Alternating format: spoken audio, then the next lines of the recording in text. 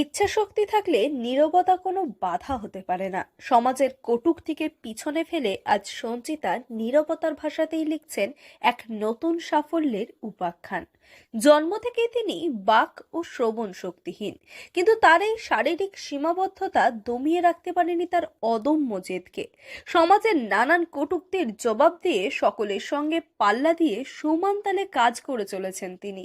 আমরা প্রথমে অতটা গুরুত্ব দিইনি, কারণ একটা ছোট বাচ্চা 1 মাস 2 মাস 6 মাস হলো, ওর মানে ঘাড়ও সোজা হচ্ছে না, বসতেও পারছে না বা কথাও বলতে পারছে না। তারপর আস্তে আস্তে 1.5 বছর বয়সে পুজোর টাইমে যখন মানে চারিদিকে যে পুজোর টাইমে ফটকা ফাটে বা কিছু হয়, তখন দেখছি কোনো রেসপন্স করছে না। তখন আমরা বর্ধমানেই ডাক্তার দেখালাম, ইএনটিকে দেখিয়ে উনি বললেন আপনার মেয়ে কানে শুনতে পায় না। তারপর আমরা ব্যান্ডেল নিয়ে গেলাম, ব্যান্ডেলও বেড়া টেস্ট করালাম, ওইখানে বললেন যে না, আপনার মেয়ে কানে শুনতে পায় না। এই করে করে অনেক ডাক্তার কলকাতাও দেখিয়েছিলাম।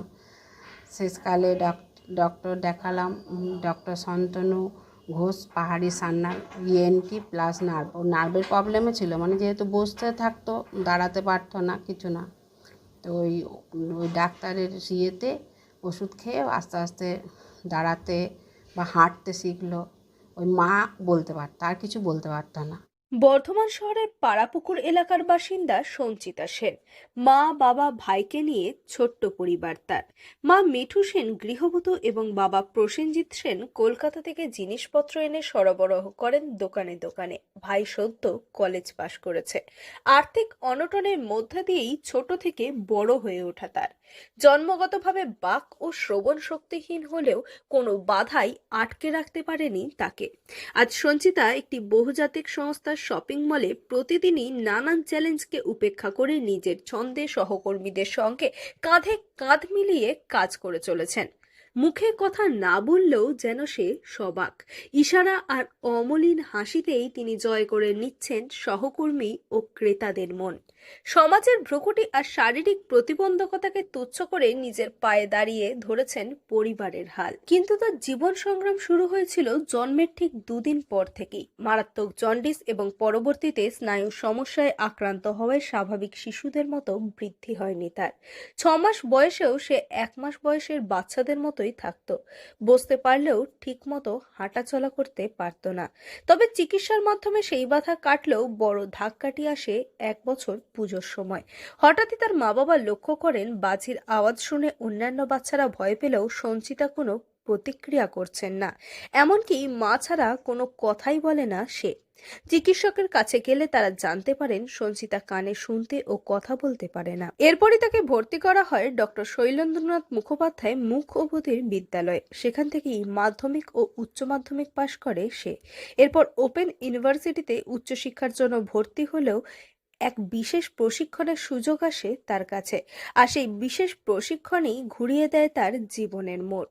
নানান কটূক্তিকে উপেক্ষা করেও আজ সে সফল।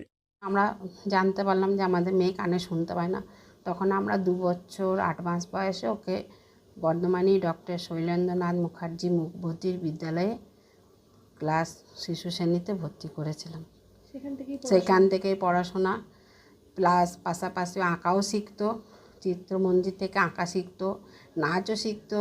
কিন্তু ওই ক্লাস 5 ওঠার পর ও নাচ বন্ধ করে দিল, কারণ নাচ শেখানো খুব একটা আমার পক্ষে তখন সহজলভ্য ছিল না। 5th ইয়ার পর্যন্ত আঁকা শিখেছে। তারপরে যখন মাধ্যমিক পরীক্ষা, এবার ওর তো ধরো লিখে লিখে পড়া, মুখে তো বলতে পারে না। এবার মাধ্যমিক প্লাস আঁকা দুটো পারছিল না, যার ফলে আমাকে আঁকাটা ছাড়াতে হলো। তারপর মাধ্যমিক পাস করলো ফার্স্ট ডিভিশনে। আবার রবীন্দ্র মুক্ত বিদ্যালয় থেকে মাধ্যমিক উচ্চ মাধ্যমিক পাস করে তারপরে ও কম্পিউটার ডিপ্লোমাও করলো উচ্চ মাধ্যমিকের পর। তারপর মেমারি কলেজে আমরা ওপেনে ভর্তি করলাম। ওপেনে ভর্তি চলাকালীন, পড়াশোনা চলাকালীন স্কুল থেকে ওদের যে ওনাদের স্কুলের যে ম্যাম শ্রুতি দেবী, উনি আমাকে ফোন করলেন, বললেন যে সঞ্চিতা কি কাজ করবে? আমি বললাম হ্যাঁ, কাজ পেলে করবে না কেন। তখন উনি বললেন যে তুমি তাহলে সমস্ত ডকুমেন্টস নিয়ে স্কুলে এসো। স্কুলে কলকাতা থেকে ডক্টর রেড্ডি ফাউন্ডেশন থেকে ওরা প্রতিবন্ধীদের ট্রেনিং দিয়ে কাজ দেয়। তারপর 3 মাস ট্রেনিং চললো, পরীক্ষা হলো, পরীক্ষা শেষে রেজাল্ট বেরোলো, তারপরে ও রিলায়েন্স ট্রেন্ডসে আজ বিগত 3 বছর কাজ করছে এখানে। এখন আমাদের প্রথম থেকেই টার্গেট ছিল যে না, মেয়ে যখন এরকম ভগবান দিয়েছে, তখন আমরা যতটা পেরেছি মা বাবা হিসাবে চেষ্টা করেছি ওকে নিজের পায়ে দাঁড় করানো। তারপর ধরুন স্কুলের ম্যামেদের, স্যারেদের, ওদের তো আশীর্বাদ বা ওদের সাহায্য ছাড়া তো এসব হয় না, মা বাবার তো একার চেষ্টায় হয় না। এবার স্কুলেও আমাদেরকে সাহায্য করেছে, পাশে দাঁড়িয়েছে, বা যেসব স্যাররা ছিলেন তারাও আমাদেরকে সাহায্য করেছে, বা এসব ছেলে মেয়েদের যে মানে একটা নর্মাল বাচ্চার মতো ভেবেছে, তো তাদেরও অবদান আমার কাছে অনেক। কটূক্তি তো এইসব ছেলে মেয়েদের ক্ষেত্রে তো মা বাবাদেরকে শুনতেই হয়। ছোটোবেলায় স্কুল থেকে আসছি, বাসে হয়তো অন্য মায়েরা হয়তো তখন ভাড়া কম দিল, তখন আমাদেরকে কথা শুনতে হয়, আপনারাও কেন ভাড়া দিচ্ছেন না, বা এরকম মেয়ে, এত সুন্দর মেয়ে কানে শুনতে পায় না, কথা বলতে পারে না, তখন খুবই খারাপ লাগে। আজকে ধরো আমি যদি ঘরে ওকে ঢুকিয়ে রেখে দিতাম এইরকম মেয়ে বলে, যে সমাজে রাস্তাঘাটের যা এখন পরিস্থিতি, যে কি হবে না হবে, একটা নর্মাল ছেলে মেয়েদেরই কোনো স্বাধীনতা নেই। তো সেক্ষেত্রে ওর বাবাও আমিও, মানে আমি বেশিরভাগই করতাম, ওর বাবা অতটা করতো না। না, মেয়ে যখন এরকম হয়েছে তখন তো স্বাবলম্বী করতেই হবে। ওই হিসাবে আমরা কাজে করেছি। বা প্রথম একটু রিলায়েন্সে অনেক কাজের জায়গায় অসুবিধা হতো, এখন সবাই ভালোবাসে, বা স্যাররাও যে ভালোবাসা, ওই যে ভালোবাসাটা পায়, এটাই আমার কাছে অনেক, যে সবাই ওকে একটা নর্মাল মেয়ের মতোই দেখে, বা সহকর্মী হিসাবে ওরা দেখে। তবে শুধু সঞ্চিতাই নয়, শারীরিক বাধাকে উপেক্ষা করে ওই বহুজাতিক সংস্থার শপিং মলে তার মতোই সকলের সঙ্গে পাল্লা দিয়ে কাজ করে চলেছেন পূর্ব বর্ধমানের খণ্ডঘোষের বাসিন্দা কৌশিক রানাও। জানা যায় ওই বহুজাতিক সংস্থার প্রতিটি শপিং মলেই 2 জন করে বিশেষভাবে সক্ষমদের দেওয়া হয় কাজের সুযোগ। পূর্ব বর্ধমান থেকে সায়নী সরকারের রিপোর্ট, লোকাল 18 বাংলা।